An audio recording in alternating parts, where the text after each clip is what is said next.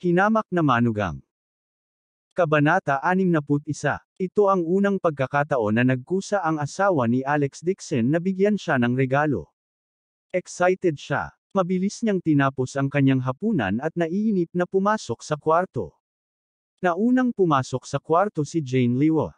Nang pumasok si Alex Dixon, nagpalit na siya ng isang pares ng peach red na bagong hanging pajama. Ang kanyang maselang katawan ay bahagyang nakikilala, at siya ay kaakit-akit at gumagalaw.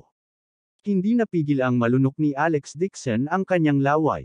Nakaramdam siya ng kaunting pagkabalisa sa kanyang puso. Hindi kaya napasaya niya ang biyenan. Kaya naman maganda ang kalooban ng kanyang asawa. Gusto niya talagang bumuo ng higit pa sa kanya. Pinigilan ni Alex Dixon ang kanyang pananabik at pumunta sa tabi ng kama at nagtanong, "Asawa, gusto mo akong bigyan ng regalo?" Jan. Mukhang alam na ni Jane Lewis ang gusto niyang itanong.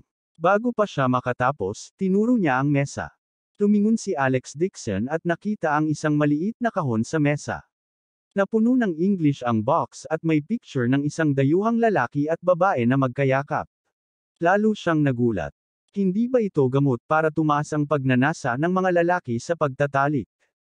Hindi niya inaasahan na ang kanyang asawa na noon pa man ay konserbatibo, ay talagang magkukusa na ibigay ito sa kanya ngayon. Boses ni Jane Lewis ang nanggaling sa likuran niya, "Huwag mong intindihin, itong kahon ng gamot na ito ay binigay sa akin ng pribado ni tatay. Sabi niya matagal na tayong kasal, pero wala pa tayong anak. Kaya siya, tanong ng kaibigan niyang nagpapatakbo ng sex toy store na tulungan siyang gumastos ng malaking pera para mabili ang bagay na ito. Para sa kidney mo daw iyon." Hinawakan ni Alex Dixon ang kahon at hindi alam kung matatawa o maiyak. Ang kanyang biyenan pala ang balisa. Ngunit paano mapupunan ng bagay na ito ang kidney? Ito ay malinaw na biyenan, na hindi nakakaintindi ng Ingles, na muling dinaya. Malungkot ding sinabi ni Jane Lewis, "Natatakot si tatay na masaktan ang iyong pagpapahalaga sa sarili, kaya't hiniling niya sa akin na palihim na ilagay ito sa iyong tasa. Sa tingin ko, ang bagay na ito ay wala ring silbi. Ngunit ito ay maingat na pagsisikap ni tatay. Ibibigay ko ito sa'yo." Lalong hindi nakaimik si Alex Dixon. Hindi siya hinayaan ni Jane Liwa na hawakan ito. Siya ay nag-iisa, kaya ano ang silbi ng bagay na ito upang buhayin ang mga bagay-bagay? Gusto kaya nitong lumabas siya para maghanap ng babae. Ang excitement na ngayon lang ay napalitan ng mapait na ngiti sa mukha ni Alex Dixon.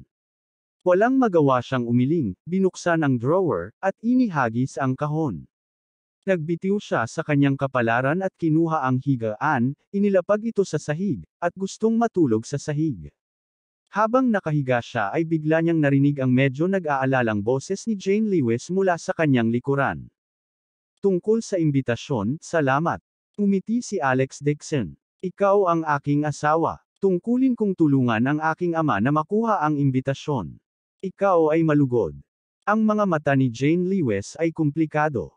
Nag-aalinlangan niyang sinabi, "Hinihikayat ako ni Itay na magkaroon tayo ng anak. 2 beses na niya akong sinabihan nitong linggo. Ano ang dapat kong gawin?" Napangiti ng mapait si Alex Dixon sa kanyang puso. Ano ang dapat niyang gawin? Ang bata ay hindi ipinanganak sa labas ng manipis na hangin. Hindi siya pinayagan ni Jane Lewis na intimate contact, mapipilitan pa ba niya ito? Inangat niya ang ulo niya at sinabing, "Bakit hindi mo sabihin kay Dad na hindi maganda ang kidney ko?" Anyway, pinakiusapan siya ng biyenan na ayusin ang kanyang kidney araw-araw. Natatakot siya na hindi niya matatakasan ang responsibilidad. Kinagat ni Jane Liwa ang kanyang mga labi at bakas ng pagkakasala ang sumilay sa kanyang puso. She softly said, "Let me explain to Dad. Recently, masyado akong naging busy sa company. I have to prioritize my career first.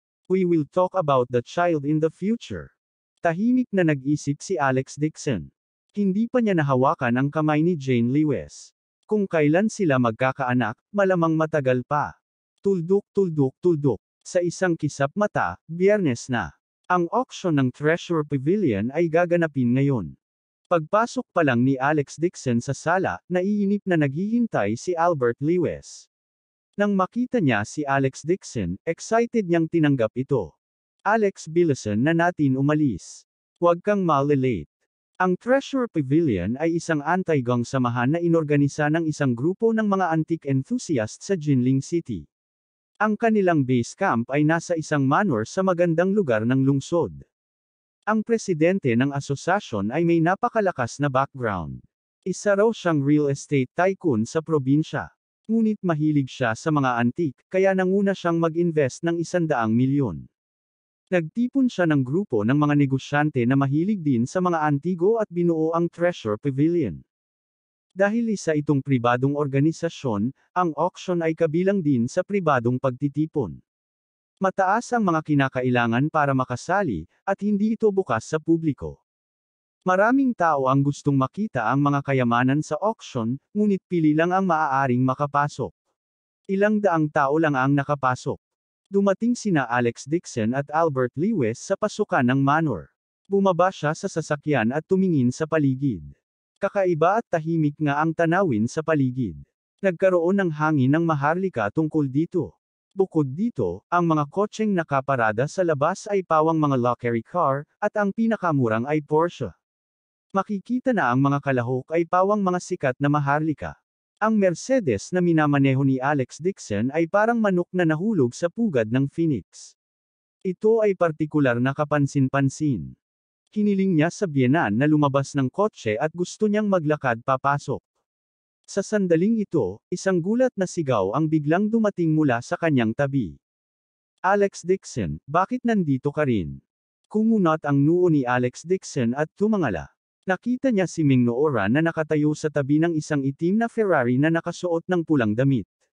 Ang nagninangas na pulang damit na nagsisiwalat sa balikat ay nakabalangkas sa kanyang matikas na figure. Nakasuot siya ng manipis na make-up at nakatali ang kanyang buhok sa isang bun. Nakatayo sa karamihan, siya ay kasing ganda at nakasisilaw na parang perlas. Nakilala ni Alex Dixon na ang kotse sa tabi niya ay ang business reception car ng Lewis Company.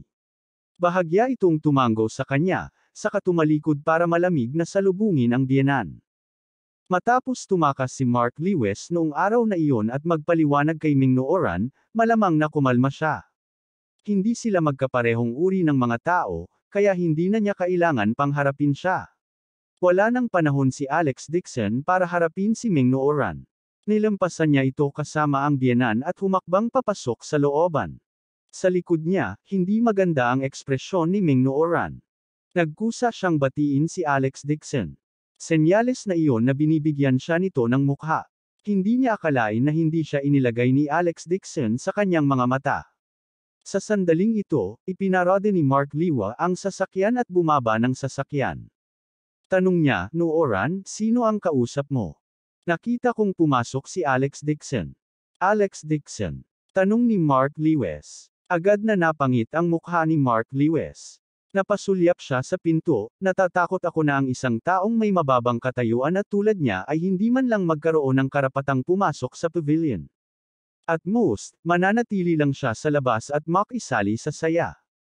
Maraming tao ang gustong makita ang eleganteng antique ng Treasure Pavilion, ngunit hindi sila kwalipikadong pumasok sa Inner Pavilion.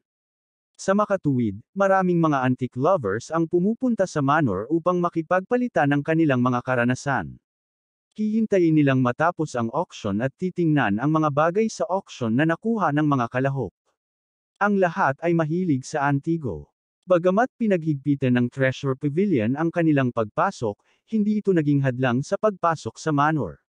Ang Treasure Pavilion ay magbibigay din sa kanila ng lugar at libreng tsaa para makapag-usap sila sa isa't isa. Malungkot ang mga mata ni Ming Nooran, bati ko sa kanya, pero hindi niya ako pinansin.